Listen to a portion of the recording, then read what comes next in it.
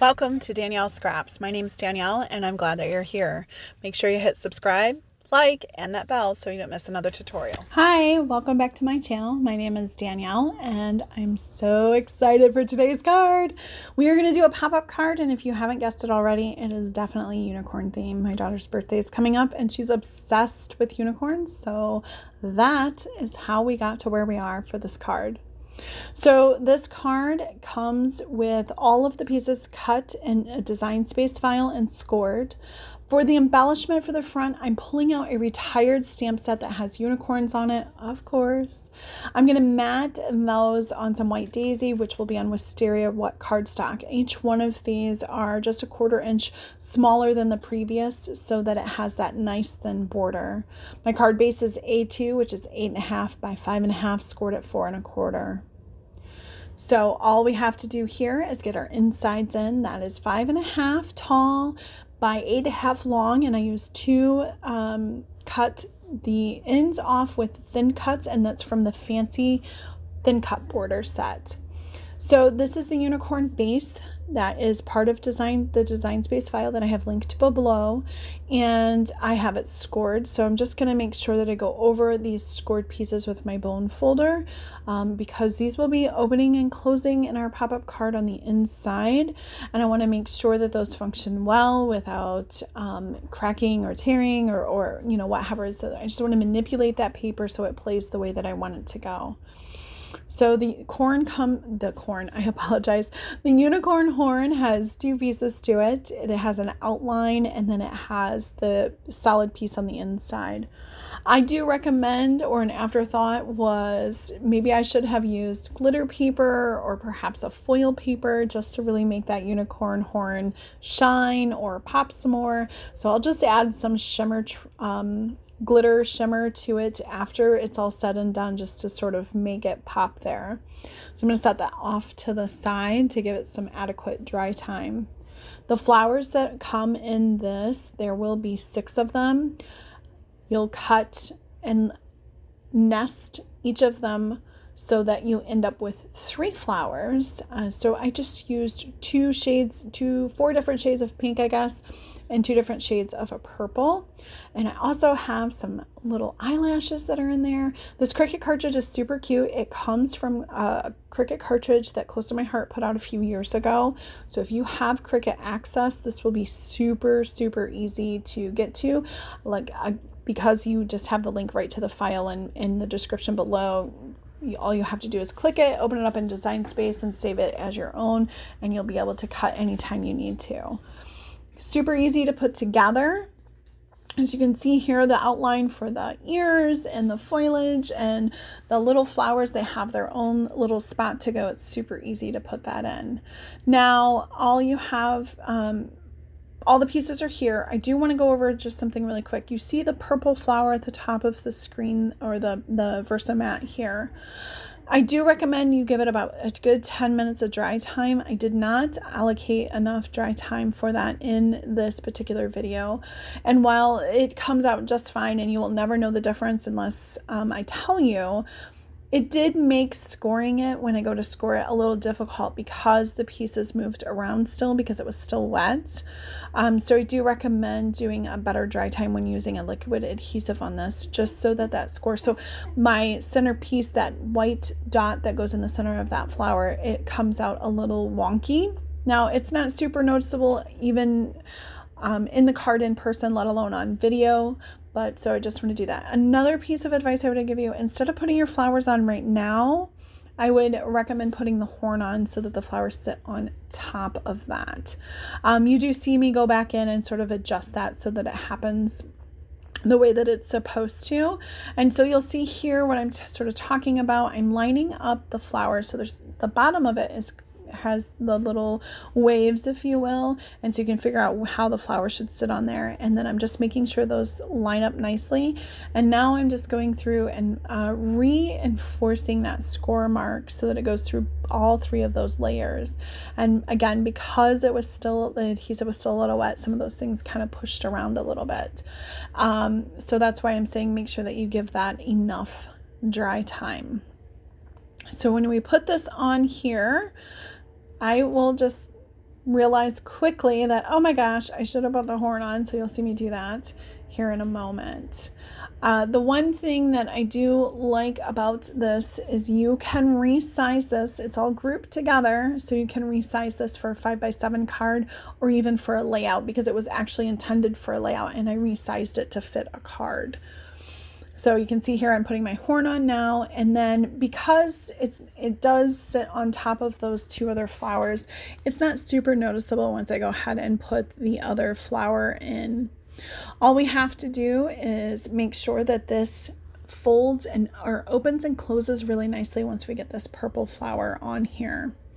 I really like how this turns out. Okay, the next thing that we're going to do is we are going to work on the mechanism that actually makes this pop.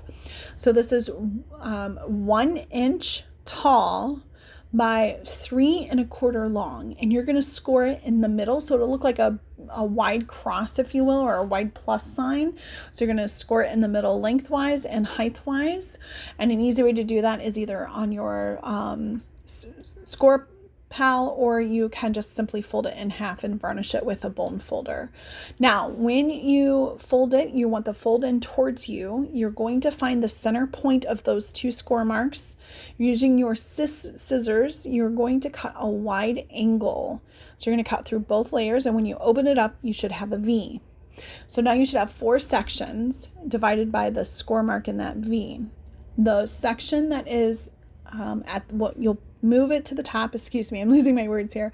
You'll move the section that's plain up to the top, so the notch should be at the bottom, and this is where you're going to adhere whatever piece it is that you've made. So in our case, we've made this unicorn, and you just want to be careful here because this is not straight.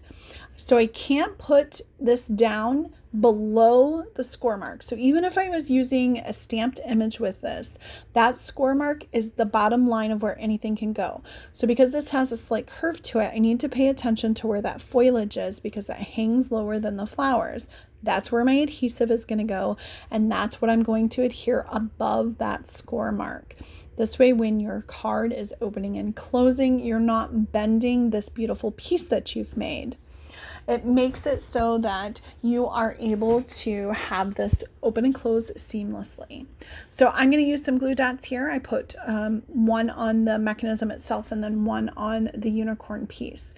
Another tip here, make sure that you're lining up that score mark in the middle of your mechanism and the score mark on the unicorn here. Otherwise it's not going to fold nice, and it's going to be lop-jawed. Lopsided is what I was trying to say here.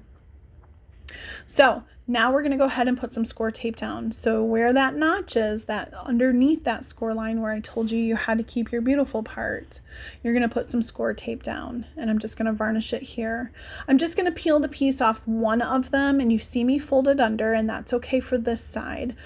I'm going to adhere down our inside of our card here, and then you'll see me sort of work it with my bone folder over and over and over. And the only reason why I do this is because this card is meant to lay flat so that the unicorn pops and stands up. It's not one where you hold it and look at it. You lay it flat and then you can see the beautiful unicorn, right? I want to work it so that when this is laying flat, that paper isn't buckling or bubbling. So I work it back and forth several times until it looks just right. So now we're going to line up that V notch and the angle of it. So what you'll want to do is when you bring in your working mechanism, you're going to want to line up the angle with the score mark on the center of your card here. So you want to make sure that it doesn't hang off on the top or the bottom.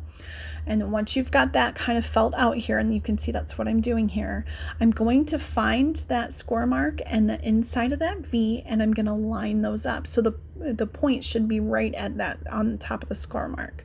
I hope that makes sense. If you need to pause and rewatch it, please do so. So now I'm going to varnish it down. Now I'm going to fold it over, and I don't want that flap underneath. I want it flayed out. Remove the release paper and secure it down. Voila. Pop-up card. Now let's go ahead and add our eyelashes to this. They are so dainty and cute. If you want to make them a little bit bigger, you'll have to ungroup everything and do that. Otherwise, I think they're proportioned and perfect, as this was a cut file from Close to My Heart, like I said, and it was already pre-sized as a layout, and I just resized it to fit an A2 card, and then obviously added the score marks for you.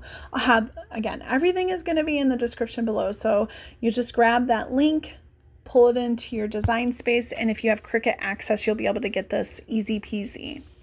So the stamp set that I'm using is Retired, and I love this little set. It's something that I pulled out because it's kid-like, it's very kid-friendly, and it has a little thin cut set that came with it that you could cut out the numbers 1 through 9 plus 0, I guess. And so I've cut out the number 7 in that Wisteria cardstock, so that matches the front and part of the flower. And then I'm going to come in with Wisteria ink, and I'm going to ink up Happy, the TH for 7th, and then birthday, so that everything sort of flows together and it comes in from the front to the back here. So I just lined that up on my Versamat here and was able to get that stamp set right there on my pad, my block. Oh my goodness. I am having just a very difficult time with this voiceover today. Am I not? Right? Okay.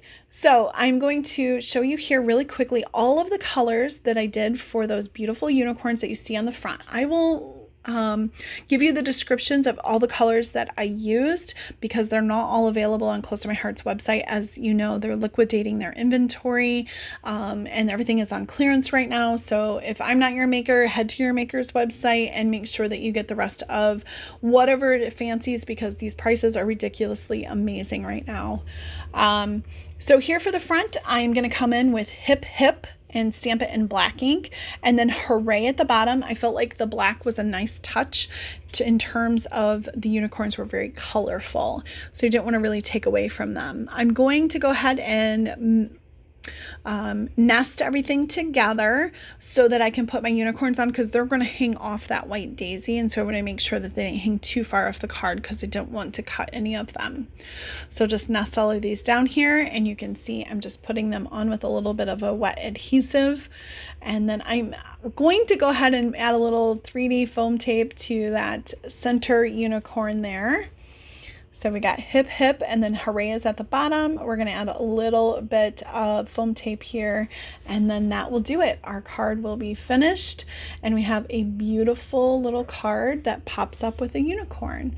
I hope you guys enjoyed the card today. Have a good one, and I will see you next time. Bye!